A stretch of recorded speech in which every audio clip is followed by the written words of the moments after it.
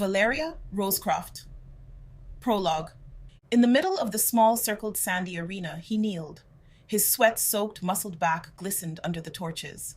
His head was lowered. A drop of sweat fell from his eyebrow. He watched it fall into the yellow sand in what felt like slow motion. His line of sight then went to his bandaged left hand, which he cut himself.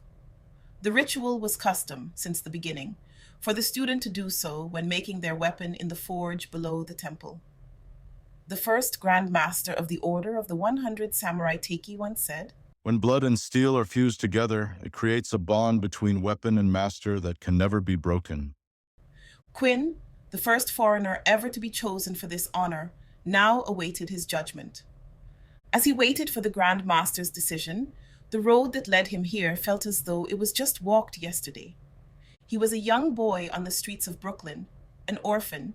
Child services had taken him away due to the fact his parents were more interested in smoking crack than taking care of him or his other siblings, who, if asked, couldn't even remember their names or what they looked like.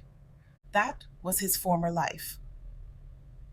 While on the streets, Quinn did what he needed to do to survive. Stealing candy bars from the bodegas, fruits from the street vendors. He was short, skinny, and fast, which made him hard to catch. That is until he encountered Master Hiroshi. Quinn couldn't help but smile every time the memory came to him. Those apples he had in his small hands, so red and juicy looking, thinking about them now makes him want to bite. He only took one step before a vice grip of steel enclosed around his wrist. He looked up, thinking the vendor caught him. He was readying himself to give the said vendor a fierce kick to his shins. But when he looked up and saw it was an Asian man wearing a worn sedge with long white hair tied back and a straggly beard, he stopped, mouth agape. The consequences of his actions long lost in his mind. He'd never seen a man like this, and it frightened Quinn the way he looked at him. Those all-knowing, all-seeing eyes. From that very first day, they peered deep into his soul. For as long as he may live, Quinn will never forget the sensation that coursed through his body. Stealing is a crime punishable by beheading. Would you like your hand cut off, boy? Quinn looked at him transfixed as he slowly started to nod, then quickly shook his head. The old man cracked a smile and cackled. Lesson number one, what you cannot afford, you were not meant to have. Do you understand? The old man leaned in closer. Come, boy, if you are hungry, I shall feed you proper. Student Quinn? It was the first time he heard his name called. He lifted his head, looking directly at the 3 Grand Masters of the Order. They were standing before him now. He blinked away the memories. "I'm sorry, Masters. My mind was elsewhere." All 3 kept him in their gaze. Nori, in the middle with his straggly facial hair, spoke. He was the unofficial voice of the 3. Hiroshi would have been proud had he been here to witness this, he said. It didn't take a mind reader to see Quinn was thinking of Hiroshi. Hiroshi, his mentor, teacher, and father, had passed away a few years ago. Even a samurai succumbs to old age. To excel and succeed without him here was painful, but Quinn kept his emotions in check. Hiroshi would have scolded him for allowing this to be a blemish on this day every would-be samurai yearned for. He had so much to be proud of. For not only being the first foreigner ever to be accepted in the order was unheard of, and yet here he was, a young black man from America, but also the first samurai in almost 40 years. Clean up and then come to the audience chambers, Nori said. He bowed and turned, followed by his fellow masters. "Yes, Masters." It was custom as a student to remain kneeling within the presence of the masters until told to rise. With his head lowered, he stood once they left.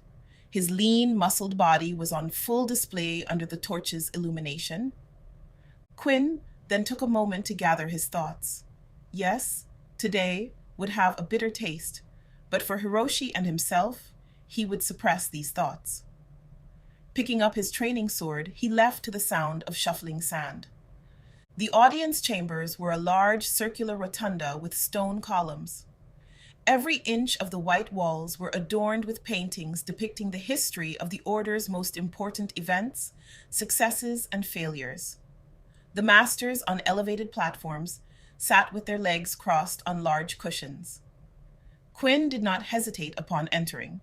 He walked forward, head held high, dressed in traditional samurai clothes, navy blue hakama pants, and a haori which was white and tied at the waist. The air was thick with incense, soothing and intoxicating all at the same time. The Order of the 100 has been in decline for the last few centuries. It took a special person to take the vow of a samurai, someone with courage, morals, fortitude, and all three of those traits lacked in this generation. What was left of the order now were less than 10 actual samurai, the youngest being in his 60s, and 2 new pupils, 12 and 15, orphans like him. The rest of the temple consisted of the help. Wanderers, vagabonds, loners with no place in life, having found their way here, and if not worthy of taking the path of a samurai, they were offered to stay in exchange for their services. Room and board were not free, and there was plenty of things that needed to be done. Of the few actual samurai, some found it hard to accept a foreigner into their ranks. For that they still clung to the old ways. But as the masters of the temple have seen, the old ways were at an end. Quinn would be the first student to be made a samurai in over 40 years, the start of a new, bold generation. It took time and patience on his part, but Quinn won over his detractors by being himself and showing them that anyone can be one of the 100. He flashed a smile at some of his close friends and nodded to others. Even the ones he failed to win over could not deny him respect. Once before the 3 masters, Quinn did a half bow and went to one knee and looked up to them. The ceremony was about to start. It would be short and to the point, at least according to what he was told. Quinn glanced around fast as the masters erected themselves. Ken, May, and Nori were now in their respective places. Once the room became silent, they would begin. They did not need to say a word, but merely look upon the gathering to grab their undivided attention. Master May, the shortest of them, spoke first. For a man of his stature, his voice boomed throughout the rotunda. He cuffed his fist into his palm and bowed his head. Everyone else did the same, almost in unison. Students, masters, brothers, we have gathered on this day to invite Quinn into the ranks of the 100. Time and time again, he has proven to be worthy, regardless of heritage and skin color, and has made even these wise masters rethink our stances on the old beliefs. Master May allowed everyone to take that in before proceeding.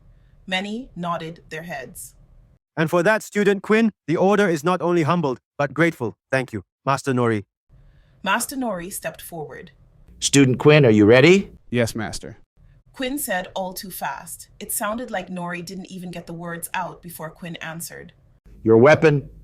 Beside Quinn was a walking stick that looked to be made of the strongest wood possible. While the first foot and a half were straight, the rest of it was perfectly twisted to the end. Quinn raised the weapon in both hands and presented it to Nori, who took it and admired it. The wood was polished and smooth. Nori then gripped the handle and unsheathed a glistening blade. Unlike the twisted scabbard, the blade was straight as it was pulled out. The metals the Order used were infused with magic long forgotten, enabling them to do such feats. But more importantly, the blade was supposedly unbreakable and never needed to be sharpened. The reflection of the blade caught the light of candles and cast a line of light on Nori's face. No one could take their eyes off it, not even Nori. Quinn, being the creator of the weapon, couldn't help himself either. Master Nori then raised the blade and placed it upon Quinn's shoulder. If Quinn did not see Nori place the blade on his shoulder, he wouldn't have felt it. The blade was weightless. Quinn Bradshaw, by stepping through these doors and living among us, you have already taken the vow of the 100. Master Nori then turned and was handed a smoking hot branding iron. As your brothers fall to death, both natural or otherwise, your number among the Order shall change in accordance. Without being asked, Quinn put forth his forearm, pulling up the sleeve, and turned it. Without warning, Master Nori touched his skin with it. He showed no emotion nor pain as the iron scorched his skin. The smell of flesh touched the air. Once the iron was removed, Quinn looked at the mark, the 100, etched into his skin. He bowed his head again as Master Nori blindly handed off the iron. By the steel you forge with your hands, blood and soul, I dubbed thee a samurai, one of the 100. You kneeled as a student, you rise as a master, a samurai, a brother of the 100, the start of a new generation. Nori said as he touched the blade on each shoulder. He stepped away, returning the blade into its twisted scabbard, and presented it back to its owner. Once Quinn gripped his hand around it, a roar of approval engulfed the chamber. Quinn smiled and raised his sword, proud of this day, envisioning Hiroshi looking down upon him, beaming. A single tear escaped his eye thinking of this, but he wiped it away before it could be noticed as he was congratulated. The Grand Masters watched on for a few moments until finally retreating into their private chambers behind the rotunda. The audience chamber was thinning out. Having so many surround him and congratulating him was overbearing. He lagged back as they shuffled out. Quinn wanted a few moments to gather himself. His ears were ringing. He glanced around. The only sound was his breathing.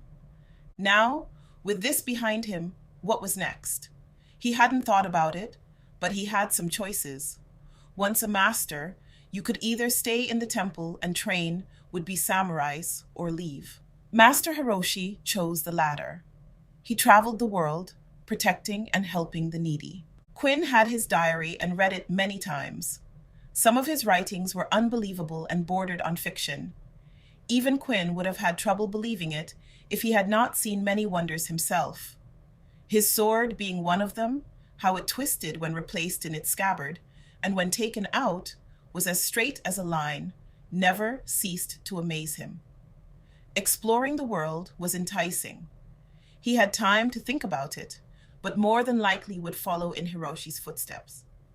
Just as he turned and made his way for the ornate old double wooden doors, the soft patter of footfalls caught his ears. Master? The young voice called out. It was Akio, the master's ward. Akio was unfit to take the oath. He wasn't a warrior, he was a thinker. So instead of a sword, he was given the responsibility to see to their needs. By the time he reached Quinn, he was out of breath. He was a chubby little thing. Even in his loose robes, it didn't hide his rotund shape. Master Samurai, Master Nori requests a private audience with you. Quinn wondered what this was about. Had this been anyone else, he would have told them, later once he had a chance to rest. But this wasn't anyone, and one didn't put off a request such as this from a Grand Master because they were tired. Quinn nodded, and before he could follow, the chubby boy was already shuffling along back where he came from.